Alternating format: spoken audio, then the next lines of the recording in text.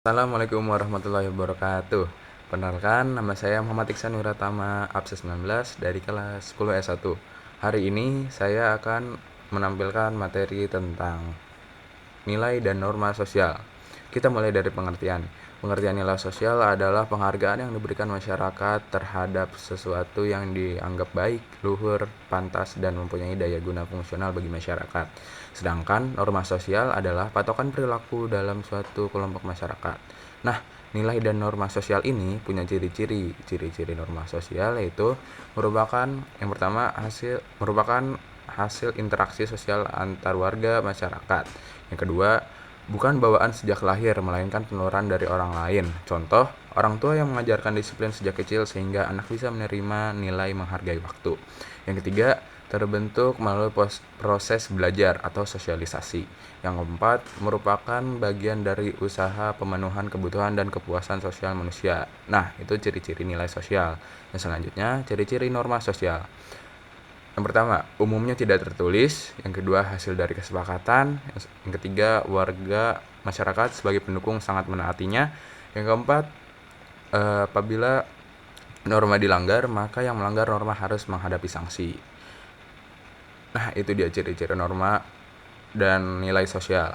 Lanjut, berdasarkan kekuatan yang mengikat sistem nilai dalam kehidupan masyarakat, norma digolongkan menjadi beberapa macam. Yang pertama usage, yang kedua kebiasaan, yang ketiga adat istiadat, yang keempat religion atau agama, yang kelima hukum atau laws, yang keenam mode atau fashion. Nah, kita yang ke nomor satu dulu. Nomor satu itu adalah cara atau usage. Cara atau usage terbentuk melalui proses interaksi yang berlangsung secara konstan sehingga membentuk sebuah pola perilaku tertentu. Sistem nilai yang terikat dalam bentuk cara atau usage ini relatif lemah, sehingga sanksi terhadap pelanggaran norma ini hanyalah sebuah predikat tidak sopan saja. Yang kedua, kebiasaan atau folkways. Kebiasaan atau folkways terbentuk karena perilaku yang terjadi secara berulang-ulang dalam bentuk yang sama. Norma ini diakui keberadaannya di tengah-tengah masyarakat sebagai salah satu standar dalam interaksi sosial. Kemudian, kebiasaan atau folkways tergolong sebagai norma ringan, sehingga pelanggaran terhadap norma ini akan dikenai sanksi berupa gunjingan, sindiran, atau teguran. Lanjut yang nomor 3, adat istiadat atau customs. Adat istiadat atau customs adalah tata perilaku yang telah berpola dan terintegrasi secara tetap dalam suatu masyarakat. Pelanggaran terhadap norma adat akan dikenakan sanksi yang berat. Sanksi yang akan didapatkan adalah dikucilkan dari masyarakat. Yang keempat adalah agama atau religion. Norma-norma agama dilaksanakan berdasarkan keimanan dan ketakwaan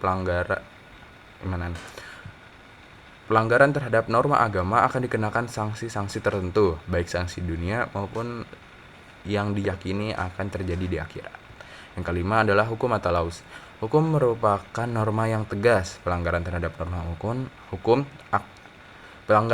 norma hukum akan dikenakan sanksi sesuai dengan aturan-aturan yang terdapat dalam hukum tersebut.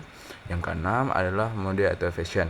Mode atau fashion adalah gaya hidup yang berkembang di tengah kehidupan masyarakat dalam waktu-waktu tertentu. Sementara itu, mode atau fashion dianggap sebagai cermin kehidupan modern, sehingga orang-orang yang tidak mengikuti mode biasanya akan dianggap ketinggalan zaman. Nah, itu dia teman-teman pengertian, ciri-ciri norma sosial, ciri-ciri nilai sosial, dan penjelasan kekuatan yang mengikat nilai dan norma sosial. Sekian dari saya. Wassalamualaikum warahmatullahi wabarakatuh.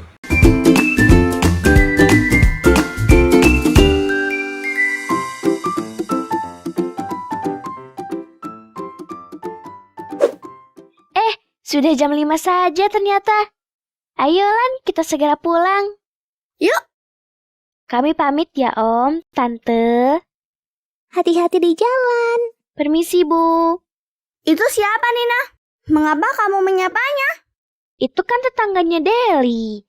Lagi pula menyapa adalah salah satu sopan santun yang harus kita jaga dalam hidup bermasyarakat. Iya ya, kamu benar Nina.